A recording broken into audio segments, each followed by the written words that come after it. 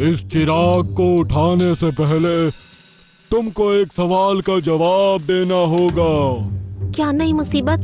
ऊंट की बैठक, हिरनी सी चाल, बताओ वो कौन सा जानवर जिसके ना पूंछ ना बाल। अब तक आपने देखा ग्रीन ड्रैगन और ब्लू ड्रैगन आपस में मिले हुए हैं और उन्होंने ये सब इसलिए किया क्योंकि वो जादुई चिराग को हासिल करना चाहते थे। जिस सुरंग में जादुई चिराग रखा हुआ है उसके अंदर ड्रैगन नहीं जा सकते, इसलिए ग्रीन ड्रैगन मिंकू भालू को वहां जाने के लिए राजी कर लेता है। अब आगे। अगले दिन मोंटू बंदर पहले से ही मिंकू भालू के घर के पास छिपा हुआ उस पर नजर रखे हुए था।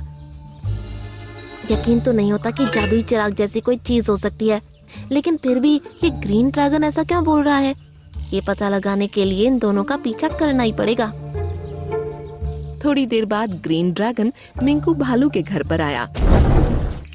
चलो मिंकू भालू, मैं तुमको उस जगह ले चलता हूँ जहाँ वो खुफिया सुरंग है। हाँ चलिए ग्रीन ड्रैगन। ग्रीन ड्रैगन उसको काली पहाड़ी की तरफ लेकर चल दिया। मोंटू बंदर भी छिपकर उनका पीछा कर रहा था। 1 घंटे तक चलने के बाद वो एक जगह आकर रुके। वहाँ 2 बरगद के पेड़ थोड़े थोड़े फासले पर लगे थे। मिंकू भालू, इन दोनों पेड़ों में से एक एक पत्ता तोड़कर ले आओ। उसकी बात सुनकर मिंकू भालू ने दोनों पेड़ों से एक एक पत्ता तोड़ लिया और उसके पास पहुंचा। अब इन दोनों पत्तों को जमीन पर रखो और हाथ जोड़कर अपनी आंखें बंद कर लो। उसकी बात सुनकर मिंकू भालू ने वैसा ही किया। जमीन पर जहाँ पत्ते रखे हुए थे वहाँ की जमीन फट पड़ी और उसके अंदर एक दरवाजा सा बन गया। मिंकू भालू ने आंखें खोली और सामने का नजारा देखकर उसकी आंखें फटी की फटी रह गईं। ऐसा करिश्मा तो मैंने पहले कभी नहीं देखा। मिंकू, तुम इसके अंदर उतर जाओ। इसी सुरंग के अंदर एक जगह तुमको रखा हुआ मिलेगा वो जादुई चिराग। उसकी बात सुनकर मिंकू सीढ़ियों से नीचे उतरने लगा, लेकिन जैसे जैसे वो सीढ़ियाँ उतरता जा रहा था पीछे की सीढ़ियाँ अपने आप गायब होती जा रही थीं। तभी मोंटू बंदर, जो कि अब तक छिपा हुआ था, तेजी से भागता हुआ आया। रुक जाओ मिंकू भालू, मैं भी आ रहा हूँ। नहीं। मोंटू बंदर सुरंग के अंदर कूद गया और जमीन पर धड़ाम से जा गिरा। यहाँ तो सीढ़ियाँ हुआ करती थी। उसको देख मिंकू भालू हैरान रह गया। अरे मोंटू बंदर, तुम यहाँ कैसे? तुम्हारी मदद के लिए आया हूँ मिंकू। ग्रीन ड्रैगन, यहाँ से सीढ़ियाँ तो गायब हो गई, अब ऊपर कैसे आएंगे? तुम लोग फिक्र मत करो, जब चिराग तुम्हारे हाथ में होगा तो सीढ़ियाँ फिर से वापस आ जाएगी। अब जाओ, आगे बढ़ो, मैं यहीं रुककर तुम्हारा इंतजार करता हूँ। ये ड्रैगन मुझे शुरू से ही गड़बड़ लगता है। हाँ, चलो मोंटू आगे चलते हैं, देखते हैं कि ये सच बोल रहा है या हमारे साथ कोई खेल खेल रहा है। मिंकू भालू और मोंटू बंदर दोनों आगे बढ़ गए। सामने का नजारा बहुत ही खूबसूरत था। जमीन पर चमकते हुए हीरे और सोने चांदी के सिक्के बिखरे थे। तभी मोंटू को वहाँ एक खूबसूरत बंदरिया नजर आई। अरे वाह, कितनी खूबसूरत बंदरिया है। मोंटू, वो नजरों का धोखा हो सकता है, ध्यान मत दो। उसकी बात को नजरअंदाज करके मोंटू बंदर उस बंदरिया की तरफ भागा और जैसे ही उस पर लपका वो हवा में गायब हो गई। मोंटू जमीन पर गिर पड़ा। मैंने कहा था ना कि वो धोखा हो सकता है। धत तेरे की, चलो आगे चलते हैं। वो दोनों और थोड़ी दूर चले तो उनको एक टीले के ऊपर चमचमाता हुआ चिराग रखा नजर आया। यस, हमने चिराग को ढूंढ लिया। मोंटू बंदर तेजी से चिराग की तरफ लपका।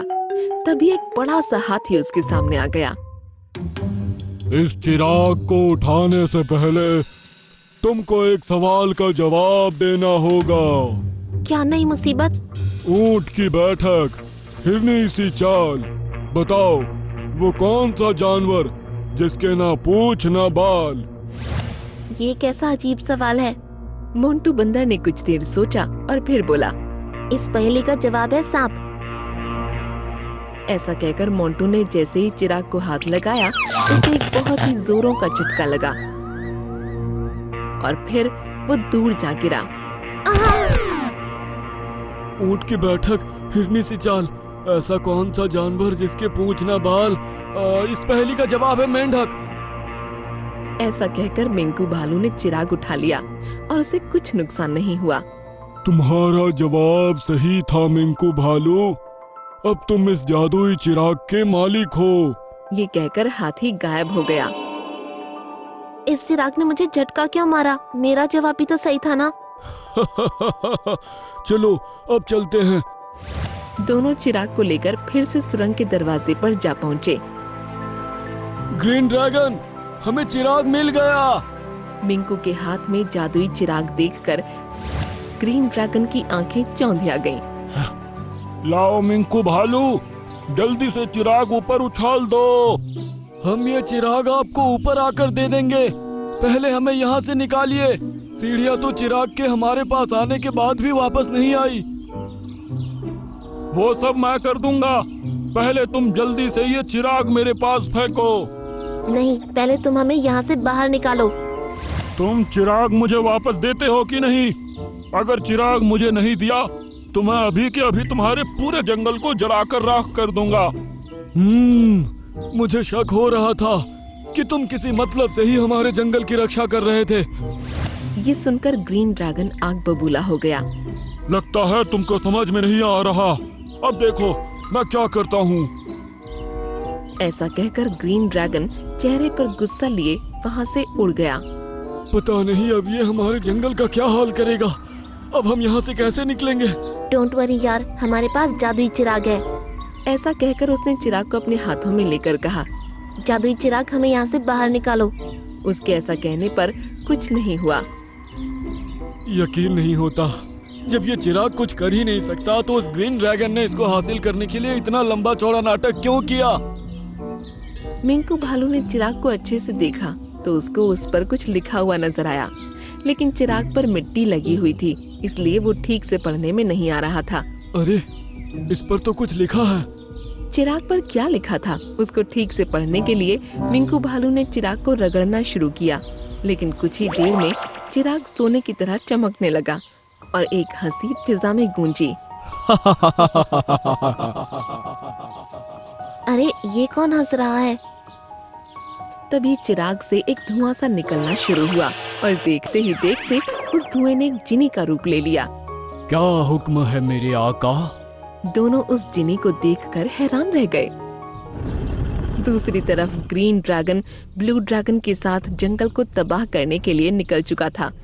क्या मिंकू भालू और मोंटू बंदर सुरंग से निकल पाएंगे? क्या जिनी उनकी मदद करके ग्रीन ड्रैगन और ब्लू ड्रैगन को मजा चखाएंगे? जादुई चिराग मिलने के बाद अब मिंकू भालू और मोंटू बंदर की लाइफ कैसी रहेगी? इन सभी सवालों के जवाब हम देंगे इस कहानी के अगले पार्ट में। हे भगवान, अगर तूने मुझे सारस बनाया था तो मुझे भी और सारसों की तरह 2 पंख क्यों नहीं दिए? मैं अपने साथियों के साथ उड़ नहीं पाता, ना ही वो मुझे अपने साथ रखना पसंद करते हैं। अपाहिज सारस और जादुई चिड़िया। एक जंगल में सभी पशु पक्षी बड़े प्यार से रहा करते थे। उस जंगल में एक बहुत खूबसूरत तालाब भी था, जिस पर सभी जानवर पानी पीने के लिए आया करते थे। सारसों का एक झुंड भी सुबह और शाम वहां आता था।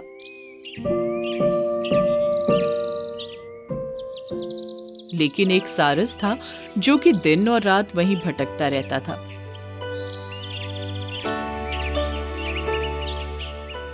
हे भगवान, अगर तूने मुझे सारस बनाया था तो मुझे भी और सारसों की तरह 2 पंख क्यों नहीं दिए? मैं अपने साथियों के साथ उड़ नहीं पाता, ना ही वो मुझे अपने साथ रखना पसंद करते हैं। इससे अच्छा तो मुझे खरगोश ही बना देता, कम से कम तेज भाग तो सकता था। तभी एक हरा तोता वहां आता है। मिंकू सारस, मुझे तुम्हारी मदद की जरूरत है। ऐसी मुसीबत में सिर्फ आप भी मेरी मदद कर सकते हैं। आखिर बात क्या है? तुम कहाँ से आई हो? मैं पड़ोस के जंगल से आई हूँ। मैंने सुबह ही एक अंडा दिया था, लेकिन बदकिस्मती से मेरा अंडा घोंसले से लुढ़क कर एक ऐसे गड्ढे में गिर गया है जो कि बहुत बारीक और गहरा है। क्या तुमने उसको निकालने की कोशिश नहीं की? मैंने और जंगल के कई जानवरों ने कोशिश की, लेकिन वो गड्ढा बहुत ही बारीक है, उसमें किसी का हाथ नहीं जा पा रहा। लेकिन तुम अपनी चोंच की मदद से उसको निकाल सकते हो। मैं बहुत खुशी से तुम्हारे साथ चलने के लिए तैयार होता, लेकिन शायद तुमको पता नहीं कि मैं एक पंख से अपाहिज हूँ, उड़ नहीं सकता। तो फिर तुम्हारा कोई दोस्त तो होगा, कोई दूसरा सारस? हाँ, कई सारस हैं और उनके आने का टाइम भी होने वाला है। उसकी बात सुनकर तोता वहीं रुक गया। थोड़ी देर बाद जब सारसों का झुंड आया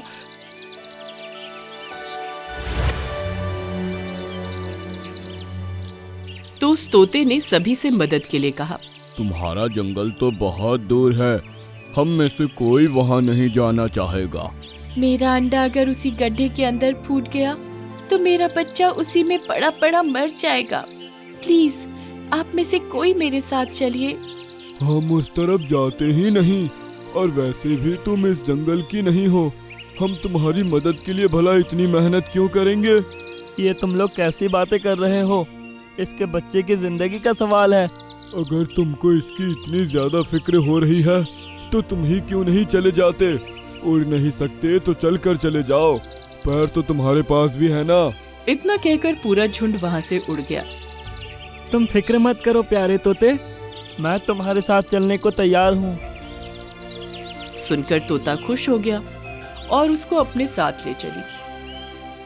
कुछ घंटों चलने के बाद मिंकू सारस के पैर दर्द करने लगे।